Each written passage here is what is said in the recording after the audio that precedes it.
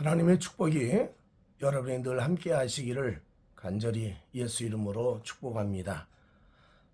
수업이 없어서 편안한 한 주를 보내신 줄로 압니다. 이번 주에도 모두 건강하고 평안하고 복된 하루하루 되시기를 간절히 바랍니다. 오늘은 제 1차 선교 여행을 같이 살펴보도록 하겠습니다. 사도행전 13장에서 14장에 걸쳐서 바울과 바나바가 선교 여행을 떠나는 이야기입니다. 근데 우리가 사도행전 읽으면서 저자였던 누가가 이야기를 똑같은 얘기를 계속 반복하는 걸 종종 봅니다. 예를 들면 성령 충만의 오순절의 사건이 제1 오순절, 제2 오순절 하듯이 성령의 역사가 임하고 교회 세워지는 과정도 반복이 되어 있고, 그런가 하면 선교 여행도 1차, 2차, 3차에서 3번에 걸친 선교 여행을 우리가 볼 땐 별로 중요하지 않은 것 같은데 계속 하고 있습니다. 이런 그 반복적인 거를 계속하는 이유가 뭘까 할 때 누가는 아마 이 기독교의 핵심적인 사항을 집중적으로 깨우쳐주고 인식시키는데 목적이 있지 않을까, 그런 생각을 합니다. 그래서 반복을 함으로 인해 가지고 복음에 대한 강한 인식, 그리고 기억하고 또 많은 목격자가 있어 가지고 복음이 이방인에게 그리고 전 세계로 퍼져나갔다는 것을 알게 하는 사건이 아닌가, 그래서 반복한 얘기를 많이 썼다고 생각합니다. 어쨌든 간에 우리 사도행 읽으면서 똑같은 얘기가 반복되는 것 같지만 나름대로의 목적과 의미가 있음을 보면서 우리 성경을 읽어봐야 되지 않겠나, 그런 생각을 합니다. 특별히 사도행전 1장 12장 1장부터 12장까지는 베드로 얘기를 많이 썼다면 13장부터는 바울에 대한 얘기를 중점적으로 쓰고 있습니다. 비록 바나바가 사울을 이끌어들여서 하나님의 일꾼 세워주는 역할을 했습니다마는 바나바보다도 바울을 더 아주 강하게 설명해주는 모습을 우리가 종종 봅니다. 여러분 성경에 보면 사도행전 13장 9절에 바울이라고 하는 사울이 성령에 충만하여 그를 주목하고, 그러면서 이제 사울이라는 이름은 빼고 바울이라는 이름을 쓰기로 했다는 것을 성경은 말합니다. 사울은 히브리식 이름이고 바울이라는 말은 로마식 헬라식 이름인데, 아마 이 말을 굳이 쓴 이유가 뭐냐면 아마 누가는 이제 사울이라는 사람이 히브리적인 유대교에 묶여있는 사람이 아니라 이젠 바울로서 세계적인 인물로 확장해 나가는 사람이 아니겠는가, 그런 표현이 아마 이렇게 된 것 같습니다. 그래서 1차 선교 여행의 과정을 설명하면서 바울의 역할, 바울로 인해서 이방인 선교의 문을 열게 된 과정을 아마 정확하게 풀어가는 설명이었다, 이런 생각을 합니다. 우리가 아는 것처럼 바울의 1차 선교 여행은 안디옥 교회, 수리아 안디옥으로부터 출발해가지고 바나바와 바울이 그의 고향이었던 구브로를 향하여 출발하게 됩니다. 그래서 아마 지금은 터키, 튀르키예 지역이지만 이런 지역을 소아시아 중심으로 해서 1차 선교여행이 이루어진 것을 볼 수 있게 됩니다. 그래서 제일 먼저 우선 이 바나바와 바울이 선교 여행을 갈 수 있었던 이유 중에 하나가 개인적인 어떤 욕구나 또는 마음의 소원이 아니라 성령님의 명령에 의해서 하나님이 주시는 지시에 따라서 선교 여행을 갔다라고 성경은 설명하고 있습니다. 사도행전 13장 2절에 보면 주를 섬겨 금식할 때에 성령이 가라사대 내가 불러시키는 일을 위하여 바나바와 사울을 따로 세우라 하셨다 그랬어요. 그러니까 성령의 지시에 의해서 안디옥 교회에서 출발하여 복음을 전하게 되었고, 그래서 1차 전도 여행을 이제 시작하게 된 걸 볼 수 있습니다. 여러분, 우리는요, 하나님의 명령에 따라 움직이는 사람인 줄로 믿습니다. 우리는 하나님의 종이에요. 그 말은 하나님 말씀에 순종하겠다는 얘기고, 내 생각이나 내 주장이나 내 고집을 따라서 사는 삶이 아니라 하나님의 인도를 받고 하나님 명령대로 움직이게 된 것을 분명하게 말하고 있습니다. 그래서 누가는 이방인 선교는 안디옥 교회의 소원이 아니라 성령님의 명령에 따라서 하나님의 뜻에 의해서 움직이는 선교다, 이거를 확실하게 말하고 있다고 봅니다. 처음에는 바나바와 사울이라는 표현을 썼습니다마는, 그러나 이제부터 그 선교 여행의 중점적인 인물은 역시 바울이라고 봅니다. 그래서 13장 이후부터는 계속해서 바울 얘기가 많이 나오고 바나바 얘기는 별로 나오지 않습니다. 그리고 바울과 바나바가 헤어지게 된 과정을 자세하게 설명하면서 결코 이 바울이 바나바를 배제했다라든지 또는 배신했다, 그런 개념을 없애려고 아주 무척 노력했던 모습을 누가가 쓰고 있다고 생각합니다. 하여간 1차 선교 여행을 떠나면서 제일 먼저 첫 번째로 구브로 섬에 선교하게 됩니다. 구브로 섬은 바나바의 고향이었다고 생각이 들지요. 그래서 이 실루기아라는 항구 도시에 내려가서 그 배를 타고 구브로로 가게 됩니다. 그 구브로에 가서 살람이라는 지역을 도착하게 되는데, 여기서 첫 번째 선교의 설교가 시작이 됩니다. 그래서 우리가 아는 것처럼 이 살라미에서도 회당을 중심으로 해서 하나님 말씀을 전하고 이제 사역을 시작했다고 생각이 듭니다. 이 살람이라는 지역에서 마가 요한, 그러니까 바나바의 조카였던 마가 요한이 같이 합류해 가지고 선교가 본격적으로 아주 강하게 나타났다고 생각합니다. 그래서 살라미에서 복음을 전하고, 그 다음에 같이 바울과 바나바, 마가 요한 해서 이제 바보라는 지역으로 갑니다. 사도행전 13장 6절에 보면 온 섬 가운데로 지나서 바보에 이르러 그랬습니다. 이 바보에 와서 복음을 전할 때 문제가 생긴 것은 그 지역에 바예수, 엘루마라고 하는 마술사가, 거짓 선자가 중심이 되어 있는 지역이더라는 겁니다.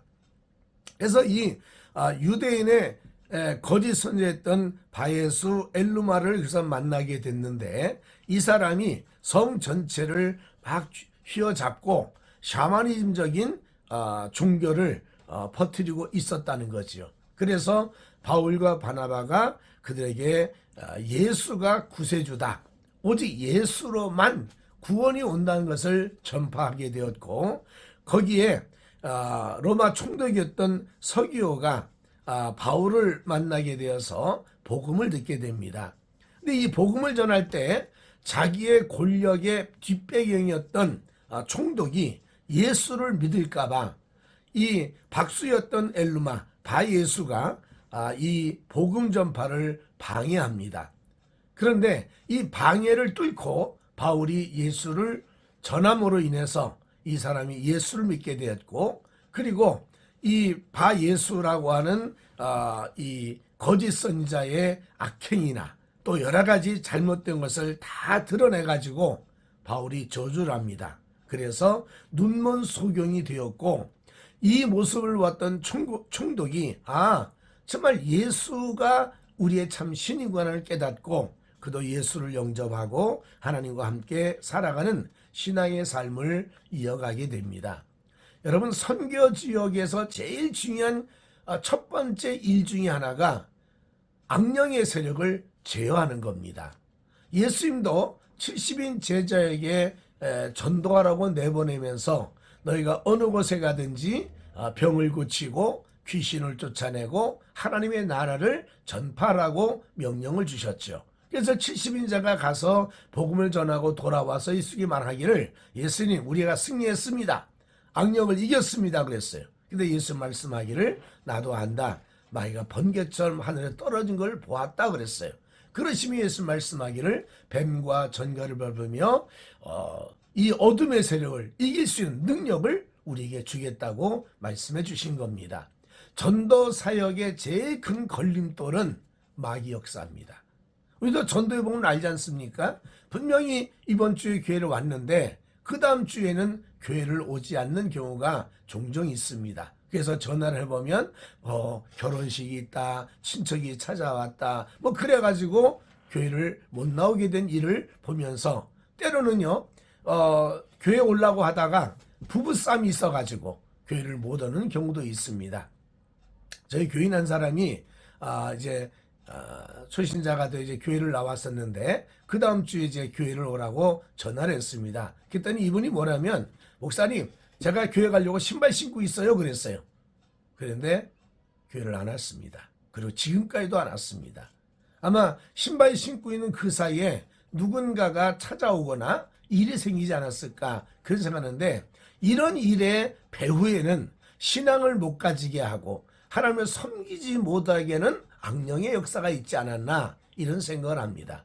그래서 제 1차 선교 여행을 하면서 회당에서 복음을 전하고 그 다음에 바보로 갔을 때 제일 큰 어려움 중에 하나가 이 거짓 선지자 샤머니즘의 지도자가 백성들을 이 섬사람을 휘어잡고 있었다는 거지요. 그때 바울과 바나바가 담대하게 복음을 전하면서 그 악령의 권세를 제어하고 심지어는 그 악령의 역사로 움직였던 이 바예수를 눈이 멀게 함으로 인해 가지고 하나님이 참 신임을 깨닫게 만드는 일이 생겼습니다. 그래서 총독이었던 서기오도 이거 정말 참 신이 하나님이시구나 하고는 예수를 영접하고 하나님 안에 구원받은 역사를 성경이 설명하고 있습니다. 여러분 우리가 어느 곳에 가든지 이 악한 영을 예수 이름으로 쫓아냅시다. 믿음으로 예수 이름으로 악한 마귀가 떠나가야 복음이 들어가고 참 생명의 역사가 일어나고 구원의 은총이 임하게 될 줄로 압니다. 이들이 바보에서 복음을 전하고 그 다음에 버가를 거쳐서 비시디아 안디옥으로 이동하게 됩니다. 물론 이 과정에서 아마 마가 요한이 같이 동참을 하여 선교를 했는데 바보란 지역을 지나고 또 버가를 지나서 비시디아 안디옥까지 가는 과정 속에 아마 뭐가 문제가 됐는지 마가 요한이 중간에서 탈락을 하게 됩니다. 우리가 아는 것처럼 마가 요한은 그 구브로 섬의 출생지가 되었고요. 예루살렘에서 성장해서 레위 족속의 사람이었었습니다. 원래 그 이름은 헬라식 이름이 요한이고요. 로마식 이름이 마가입니다. 그래서 마가 요한이라는 말을 썼는데 아마 이 마가 요한이 사도행 13장 5절을 보면 살람에 이르러 하나님 말씀을 유대인 여러 회당에 전할 새 요한을 수행으로 도왔다 그렇게 말합니다. 그런데 사도행 13장 13절에 보면 바울 과 동행하는 사람들이 바보에서 배 타고 밤빌리아에 있는 버가에 이르니 요한은 그릇에서 떠나 예루살렘으로 돌아갔다 그랬습니다. 뭐 이유는 어떤지 모르겠어요. 뭐 여러 학자들의 의견이 다양하지만 분명한 이유는 모른다는 겁니다. 그런데 아마도 이방인 선교에 어려움이 있지 않을까. 쉽게 말하면 바울이 귀신을 쫓아내고 악령과 싸워 이기는 모습들, 저주에서 이 바예수가 맹인된 것들, 뭐 이런 걸 보면서 나는 저런 능력이 없지 않나? 내가 어떻게 선교를 할 수 있을까는 회의도 있었는지 모르겠고요. 그 다음에 개인적인 아마 문제도 있어서 낙오되지 않았나 그런 생각도 합니다. 뭐 정통적인 학설은 아니지만 마가 요한이 학질에 걸려서 너무 힘들어 가지고 그가 선교여행을 못 갔다는 얘기도 나옵니다. 어쨌든 마가 요한이 아주 젊고 활기찬 선교에 참여했다가 이유를 모르지만 자관 중도의 탈락함으로 인해서 이것이 바울과 바나바가 헤어지는 동기였었다. 이렇게 누가는 설명합니다. 그래서 나중에 2차 선교 여행할 때 바나바는 마가 요한을 데려가서 그래도 키웁시다. 아마 좀 더 나은 선교 일꾼 만들어야 되지 않겠습니까? 아마 그런 것 같아요. 그랬더니 바울이 난 싫다. 조그만 어려움도 못 이기고 자기의 어려움도 극복하지 못한 사람을 데려가서 선교에 오히려 짐이 된다. 난 못 데려간다. 그래서 결국 이것이 성경에 보면 대판 싸웠다는 얘기를 합니다.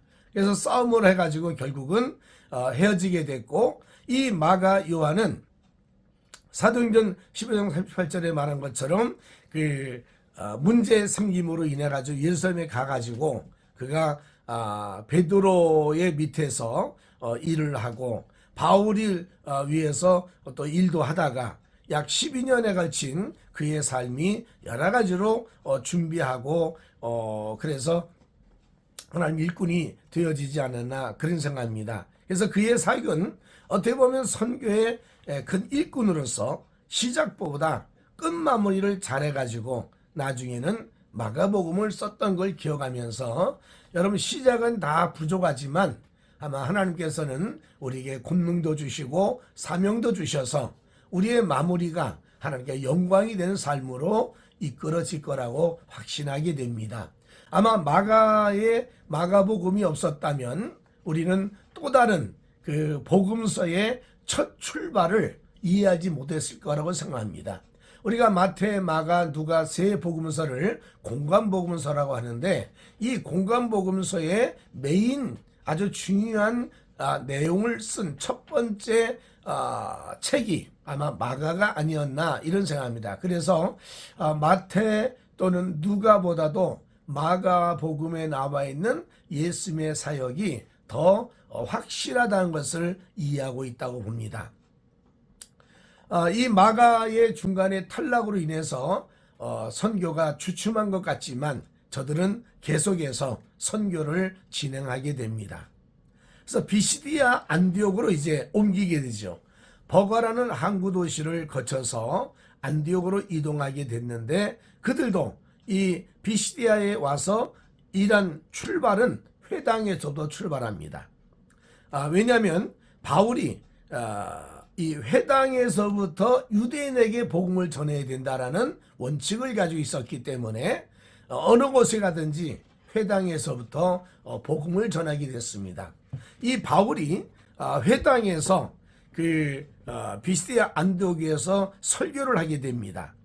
많은 분량의 설교 내용이 있는데 이 설교의 내용은 창세부터 시작하여 출애굽기에 계속 이스라엘 역사를 마무리하면서 마지막에는 예수가 메시아다라는 것을 결론 내기까지 아주 성경을 자세하게 풀어 설명합니다.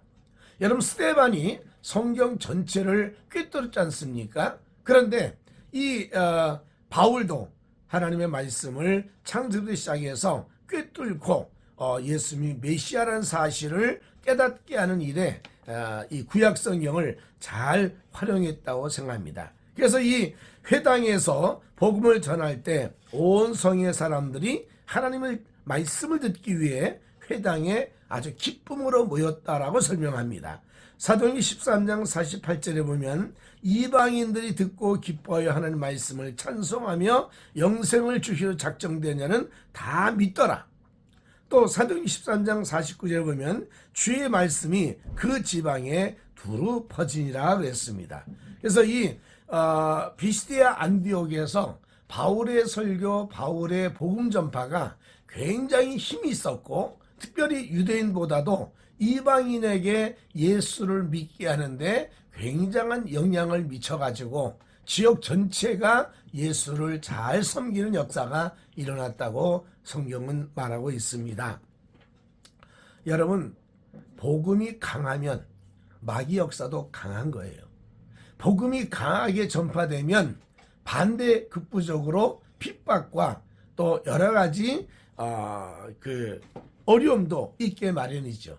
그래서 이 안디옥에서 복음을 너무 활성화되어 전파되니까 유대인들이 시기해서 바울을 반박하고 비방하기 시작했습니다. 그래서 사도행전 13장 51절에서 2절에 보면 두 사람이 저희를 향하여 발에 티끌을 떨어버리고 이고니오로 가거늘 제자는 기쁨과 성령이 충만하니라. 유대인들의 그 강력한 선동에 의해 가지고 주민들이 분명히 이 복음은 생명이 보이가 뻔히 알면서도 반대하는 이런 일이 생겼습니다. 그래서 이 두 사람이 예수의 말씀대로 어느 성에 들어가든지 너희를 영접하지 않으면 발에 티끌에도 다 털어버리라는 예수의 말씀을 기억해서인지 저들의 발에 티끌을 다 털어버리고는 그들은 다른 지역으로 옮겨가게 됩니다. 여러분, 우리가 복음을 전할 때 때로는 어려움이 있고 문제가 있고 힘든이 있어도 끝까지 복음에는 생명이 있고 복음의 능력이 있다는 걸 잊지 마십시오. 아무리 겨울이 춥고 땅이 땅땅해도 생명은요, 봄이 되면 싹이 나게 돼 있고 거기서 잎이 생기고 꽃이 피고 열매를 맺는 겁니다. 많은 사람들은 이 복음의 방해 또는 핍박, 비방, 조롱 이것 때문에 내가 진 복음 전파를 주춤한다든지 때로는 그 복음 전파를 그만둔다는 것은 하나님의 역사를 가로막는 것 중에 하나가 아닌가 이런 생각을 합니다. 그래서 우리 모두가 다 이 복음 전파하는 일에는 전력을 기울이면서 핍박이 와도 어려움이 와도 담대하고 당당하시기를 예수 이름으로 축복합니다. 예수 말씀합니다. 내가 세상을 이겼노라. 두려워하지 말라. 강하고 담대하라. 이 주의 말씀을 기억하며 저나 이런 복음을 전하고 최선을 다하여 영광을 나타내야 될 줄로 믿습니다. 피시디아 안디옥에서 복음을 전하다가 유인들의 강한 거부로 인해 가지고 저들이 이고니온에 갑니다. 그 이고니온이라는 지역에 도착해서 바울은 역시 회당부터 찾습니다. 유대인들에게 복음을 전한다는 그런 그 확신을 가지고 저들에게 가서 복음을 전하는데, 근데 그 반대 세력이 또 일어나 가지고 바울을 능욕하고 돌로 치려고 달려들어서 이 바울과 바나바가 이제 루스드라와 더베로 도망을 하게 됩니다.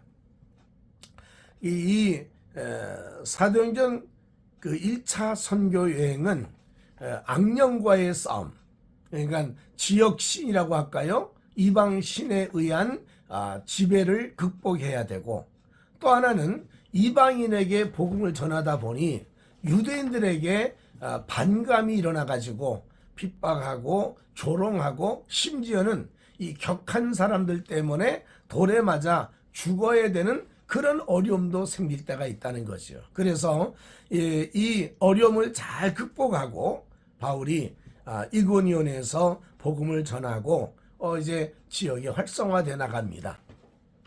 근데 이 선교 여행을 하다가 갈라디아 지역이라는 나옵니다. 여러분, 바울이 나중에 갈라디아서를 썼습니다마는 이 갈라디아 지역은 로마 제국에 의해서 이 갈라디아 왕국이 정복이 됐습니다.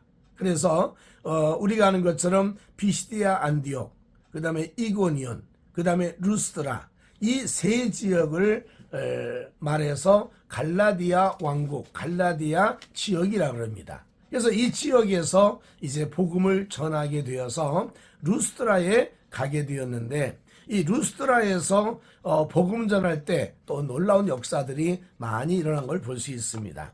여러분, 유대인들과 회방과 박해는 회당이 선교의 중요한 접촉종이 됐기 때문에 일어났던 일입니다. 아마 바울이나 바나바가 회당에 들어가지 않았더라면 뭐 이런 핍박은 없었을 거예요.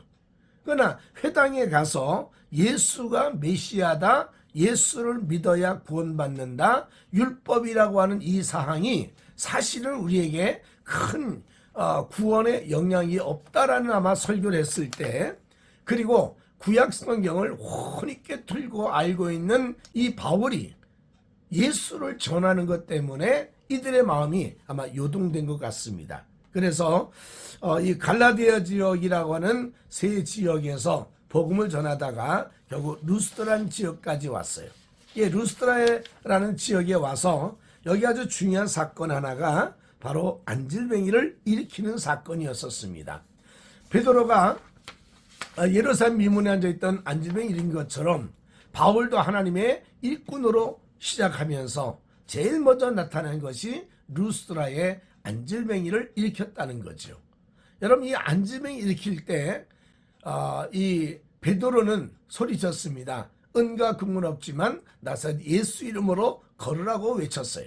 그래서 일어났습니다. 그런데 바울은 루스드라에서 복음을 전했어요. 이 안질뱅이에게 하나님 말씀을 전했습니다. 그리고 그 말씀을 전하고 말씀을 들은 안질뱅이의 마음속에 구원받을 만한 믿음이 생겼다, 이렇게 표현합니다. 여러분, 복음은요, 우리의 심령에 들려질 때마다 구원의 생명이 담겨 있다는 거죠. 그래서 이 구원받을 만한 믿음을 보았던 바울이 내 발로 바로 일어서라 했더니 이 사람이 일어나서 걷기도 하고 뛰기도 하고 역사가 일어났다는 겁니다. 여러분, 예수를 믿는다는 것은 굉장한 큰 사건입니다. 개인적에도 운명의 변화예요. 복음을 들었다는 자체, 예배를 한번 드렸다는 건요, 큰 역사 일어난 겁니다. 내가 예수를 믿고 예배에 참석하여서 찬송을 하고 기도하고 그걸 끝나는 게 아닙니다. 그 예수를 믿고 예배를 한번 드렸다면 그 영에는 하나님의 생명이 있고 영생이 들어갔고 하나님이 그 마음을 지배하고 그의 인격을 사로잡았다는 얘기입니다. 전에 제가 그 성민 교인 중에 한 분이 집사님이 계세요. 그런데 이 집사님이 그 딸이 정신병에 걸려서 아주 고생을 많이 했어요. 근데 이분이 예수를 믿지 않기 때문에 계속해서 무당에 가서 구술하기도 하고 그 악령에 대한 역사를 지배받고 싶어서 점도 보고 복채도 많이 냈어요. 근데 주위에 있던 어느 순모음 교인이 전도를 했습니다. 예수를 믿으면 좋겠다. 그래서 한번 딸이 나으려면 예수를 믿어야 된다. 그 말을 듣고 이분이 교회를 왔습니다. 이 예배를 드렸어요. 예배 끝나고 나서 이분이 전도한 사람에게 뭐라고 말했냐면, 어떻게 예배가 밋밋하냐? 굿보다 재미가 없다. 야, 굿은 그래도 신나기나 하지. 이거는 뭐 그냥 앉아서 모르는 말만 듣고 모르는 노래 부르고 별로 재미가 없어. 그러고 이제 집에 와서 밥을 먹고 또 딸이 발작을 하는 겁니다. 그러니까 이 엄마가 딸을 데리고 늘 가던 점쟁이 무당을 찾아갔습니다. 찾아가서 이 딸이 오늘 또 발작하는데 좀 이거 좀 도와달라고 이제 부탁을 했어요. 그랬더니 무당이 앉아가지고 우리 흔한 말로 점괘를 본다 그러지 않습니까? 점괘를 보면서 이런 얘기합니다. 이상하다, 이상하다. 자꾸 그러는 거예요.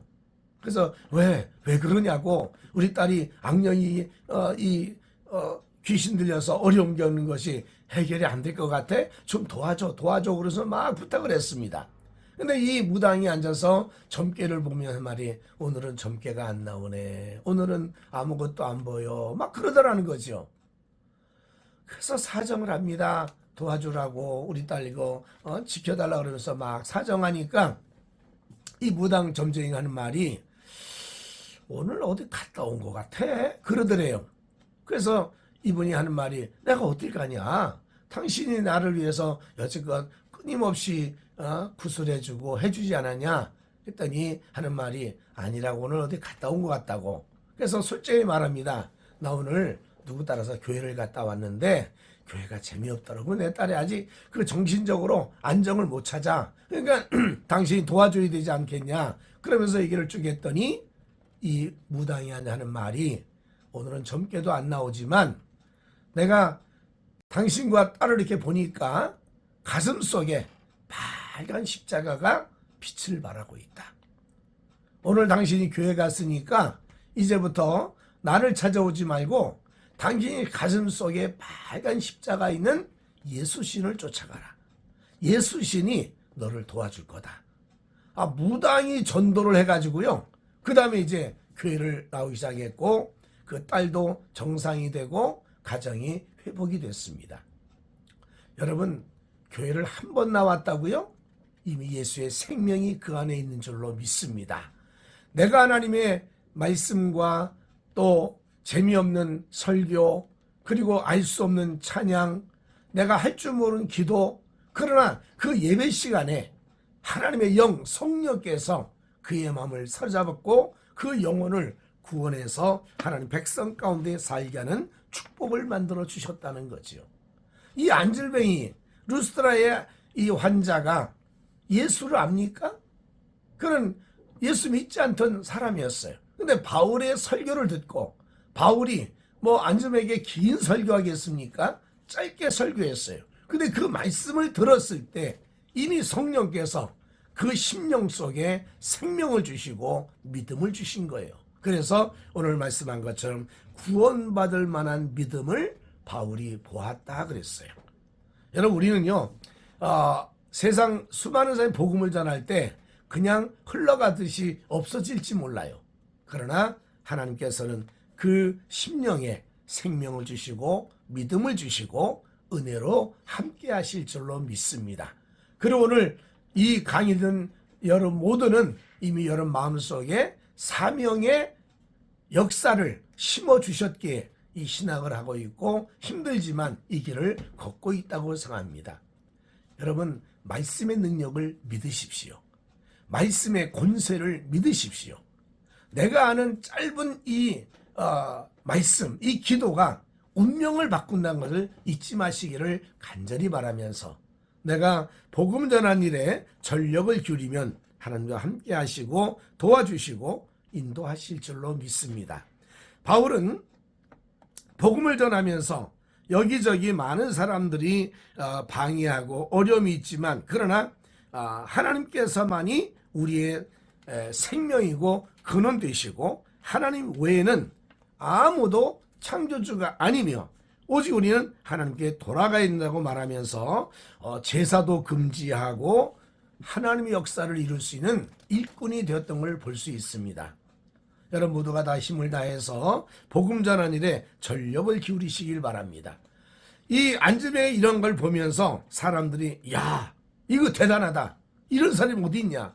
그래서 바울과 바나바를 신격화하면서 그에게 제사 드리려고 제단을 차린 겁니다. 그래서 우리 아는 것처럼 바나바는 제우스라는 신의 명칭을 받고 바울은 말을 잘라내서 헤르메스라는 그 로마의 신 이름을 본따 가지고 두 사람은 살아있는 신이다.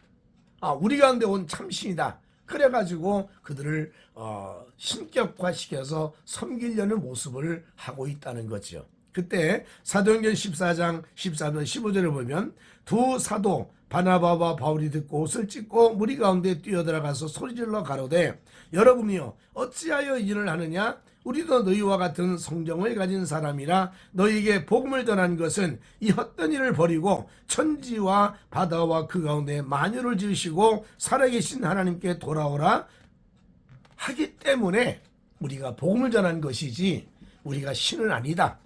그러니까 제사를 그만하고 이제 우리가 복음을 전합시다 하면서 예수를 믿게 하는 그런 일을 감당을 보면서 우리 모두가 최선을 다해서 하나님의 말씀을 전한 일에 힘을 모아야 되지 않나 이런 생각을 합니다.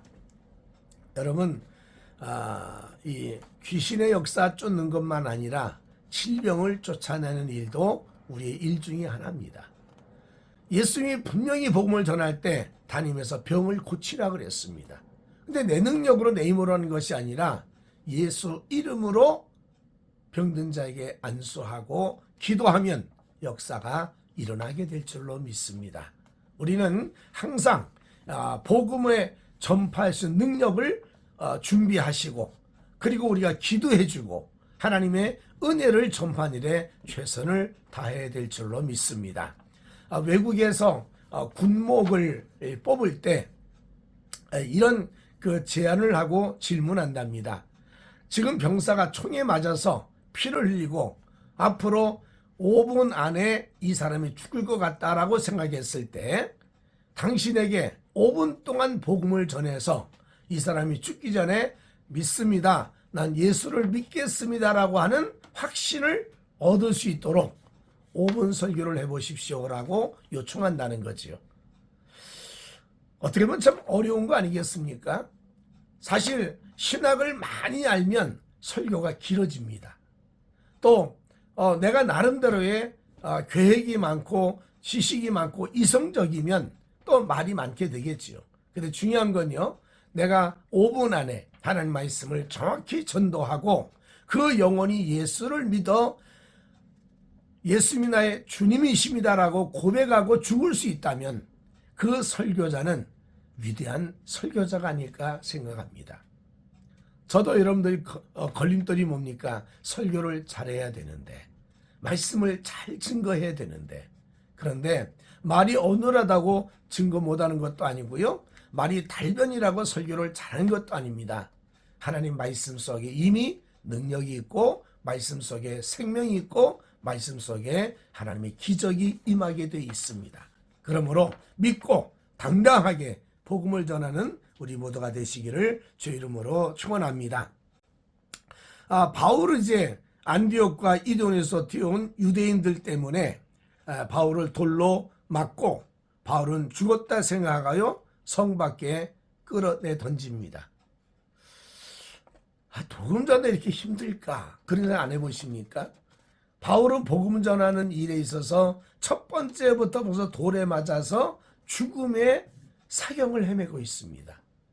그래서 사람들이 이제 죽었다, 야 던져버려, 그리고 성 밖으로 내던졌다는 거지요. 그런데 그 성 밖에 내던진 바울이 깨어나서 바나바와 함께 더베로 내려가서 또 거기서도 역사하는 일을 보면 여러분 걱정하지 마십시오. 하나님 여러분을 책임져 주실 거예요. 어려움과 고난이 와도 하나님 반드시 여러분을 건져 주실 줄로 믿습니다. 낙심하지 마십시오. 두려워하지 마십시오. 복음에는 생명이 있습니다. 바울이 이제 더베로 내려갑니다. 바나바와 함께 전도 여행의 마지막 지역이 있던 더베에 가서 역시 거기에서도 역시 복음을 전하고 하나님 말씀을 전파하는 바울과 바나바를 보게 되죠. 그래서 이들이 이제 더베까지 와서 이제 수리아 안디옥으로 돌아오고 한 지역을 이제 한 기간을 그러니까 편도라 그럴까요? 지나오고 그리고 나서 이제 다시금 이제 수리아 안디옥으로 돌아오는 과정 속에 지역을 한 번씩 거쳐서 저들에게 용기와 힘을 가지라고 권면하고 돌아오게 됩니다. 사도행전 14장 22절 23절에 보면 제자의 마음을 굳게 하여 이 믿음에 거하라. 고나고 또 우리가 하나님 나라에 들어가려면 많은 환난을 겪어야 할 것이라 하고 각 교회에서 장로들을 택하여 금식 기도하며 저희를 그 믿음 바 주께 부탁하고 수리아 안디옥으로 이제 다시 돌아오게 됩니다. 그래서 1차 선교 여행을 마치게 되지요. 참 어려운 시간을 보냈던 것 같습니다. 힘든 여정의 1차 선교 여행을 바나바를 중심으로 해서 떠났다가 바울이 중심적인 역할을 많이 하고 그래서 1차 선교 여행을 마치게 되는데 여러분 우리도 복음 전파에 전력을 이루는 하나님의 일꾼으로 살아갈 수 있기를 간절히 바랍니다. 네 번째는 그 복음을 전할 때 다가오는 여러 가지 걸림돌, 율법이란 걸림돌 이겨나가야 됩니다. 여러분 우리가 착한 일을 많이 해서 구원받는 것 아닙니다. 율법 플러스 믿음이라는 생각은 버려야 됩니다. 아니면 행위로 구원받는 생각도 버려야 됩니다. 구원은 오직 믿음으로만입니다. 그래서 우리가 착한 일을 하지 못하고 바르게 살지 못하는데 이런 어려움이 구원받는데 천국 가는데 나는 못 간다라는 생각하는 사람들이 많이 있습니다. 물론 맞지요. 착한 일을 많이 해야지요. 바르게 살아야지요. 정직하게 살아야지요. 우리가 배우는 세상의 윤리교육 시간 같은 것을 지켜나가야만 우리도 복이 되지 않겠어요? 그러나 여러분, 구원은 예수 이름으로 구원되는 겁니다. 오직 예수로만 구원받습니다. 우리가 하는 행위, 착한 행실은 삶의 축복이고 하나님께 영광이 되는 이방인 선도 또는 이웃을 위한 빛의 삶이 될 수 있다는 거지요. 그래서 구원은 예수 이름으로, 축복은 우리의 정직하고 바른 삶을 통하여, 이 원칙을 잊지 말고 살아가야 될 줄로 믿습니다. 그래서 바울과 바나바가 1차 선교하면서 제일 먼저 걸림돌이 바로 율법의 문제입니다. 유대인에게 복음을 전하는데 율법이 인간을 구원하지 못한다. 분명히 바울이 그랬을 겁니다. 나는 유대교에서 몸이 잘한 사람이다. 바리새인 중에 바리새인이다. 나는 율법에 아주 충성스러운 사람이었다. 그러나 구원이 없다. 아마 얘기했을 거예요. 그걸 듣고 누가, 유대인들이 잘한다, 좋은 말이다, 그렇게 말했겠어요? 그러니까 핍박하고 저들을 대적하고 결국 쫓아내고 일이 생기지 않았겠습니까? 우리는 율법이라고 하는 이 큰 행위에 대한 욕구, 행위에 대한 비난 또는 행위의 옳은, 이런 것 때문에 복음이 걸림돌 되지 않기를 간절히 바랍니다. 구원은 오직 믿음으로, 예수를 믿음으로, 이 원칙을 잊지 마십시오. 또 여러 가지 걸림돌 중에 하나가 관습과 습관입니다. 전통입니다. 그 중에 하나는 여러분 제사 아닙니까? 제사. 이 제사를 어떻게 할 건가? 여러분 옛날에도 다 안 믿는 사람들, 또 토속 신앙을 가진 사람도 인간에겐 영혼이 있고 신이 있다고 믿었어요. 그래서 그들에게 제사 지내면서 평안하고 안정되고 복을 받고 싶은 마음이 다 있기 때문에 제사를 드렸어요. 양을 바치든지 소를 바치든지 아니면 심지어 사람까지도, 처녀를 바친 일도 얼마나 많았습니까? 여러분 구약 성경에도 보면 몰렉이라는 그 신을 섬길 때는 자식을 제물로 바치는 일이 있었다는 거 아닙니까? 이런 것들이 기독교 복음 전파의 큰 걸림돌이었었어요. 그러나 이거를 당당하게 잘 처리할 수 있는 능력이 있다면 축복이 아닐까. 아마 우리나라에 기독교가 들어오면서 이 제사 문제 때문에 부모 공경 또 조상 숭배, 이 문제로 인하여 수많은 사람이 순교했습니다. 근데 천주교는요, 교황청에서 너무 많이 순조하고 그러다 보니까 그걸 수용하게 됐습니다. 그래서 천주교는 제사를 수용하게 됐고 기독교는 아니다. 그래서 끝까지 우상 숭배라는 개념 속에 이 제사 제도를 폐지한 데 앞장섰던 걸 볼 수가 있습니다. 그래서 더 많은 사람이 핍박을 받았고 순교도 했습니다. 아마 지금도 그럴 겁니다. 복음 전할 때 제사를 폐지하십시오. 그러면요, 안 믿는 사람들이나 유교나 또는 여러 가지 종교에 묶여 있는 사람들은 말이 안 된다 그러면서 기독교를, 복음을 거부할 거예요. 그럼에도 불구하고 역설적인 방법이 있지만 우리 복음을 끝까지 전하는 삶이 되기를 간절히 바랍니다. 또 하나는 당시의 제도입니다. 로마도 마찬가지지만 그 당시 또 한국도 주인과 종의 관계가 있었어요. 이 노예란 제도는 굉장히 사회에 큰 역할을 하지 않았습니까? 그래서 우리도 양반과 상민이라 그럴까요? 뭐 이런 노예제도, 종예제도가 있었지요. 로마도 마찬가지입니다. 노예는 사람으로 취급도 하지 않았어요. 그런데 예수님을 복음을 전하면 중요한 게 뭡니까? 평등입니다. 모든 사람이 하나님 앞에서는 똑같다. 남자와 여자도 똑같다. 이 평등의 생각을 가지고 있는 것이 기독교예요. 그러다 보니까 한국에서도요, 예수를 믿고 교회를 나오게 됐네요. 주인도 교회 나오고 종도 교회를 나왔습니다. 근데 교회에서 어느 날 갑자기 종이 주인 보고 형제님 이러니까 주인이 자존심 상한 겁니다. 그래가지고 나 교회 안 나가, 나 예수 안 믿어 했던 그런 시대가 얼마 전이었었습니다. 이런 여러 가지 사회적인 제도나 어려움이 있지만 그를 잘 풀어서 해결할 수 있는 능력이 복음에 있다는 거죠. 왜? 복음에는 생명이 있기 때문입니다. 복음에는 능력이 있고 복음에는 기적이 있기 때문입니다. 그래서 우리 모두가 이 힘을 다하여서 복음을 잘 전가하여 여러 가지 핍박, 여러 가지 어려움, 삶의 걸림돌, 신앙의 걸림돌을 잘 풀어나가는 모두가 되시기를 예수 이름으로 축복합니다. 마지막으로 이 1차 선교여행의 모든 주권자는 누구냐? 성령이시라는 겁니다. 바울이 능력이 많고 바나바가 아무리 똑똑하갈지라도 선교의 핵심은 성령님이시고 성령의 인도를 받아 움직였고 성령께서 하나님 뜻을 전하게 했고 성령께서 기적을 행하게 했고 성령께서 놀라운 능력을 베풀어 주셨다는 겁니다. 그러므로 다시 한번 사명자들은 성령 충만해야 될 줄로 믿습니다. 1차 선교 여행을 통해 가지고 세계 선교의 문을 열게 됐는데 이 선교 여행을 통해 가지고 이제 다음 시간에 하려고 하는 사도총회, 예루살렘 총회에서 이방인 선교를 위한 중요한 결정들이 있는 계기가 바로 1차 선교 여행이 되었습니다. 여러분, 선교하는 일은 무의미한 일이 하나도 없습니다. 우리의 삶은 우연이라고 없습니다. 하나님의 계획과 섭리가 있을 뿐입니다.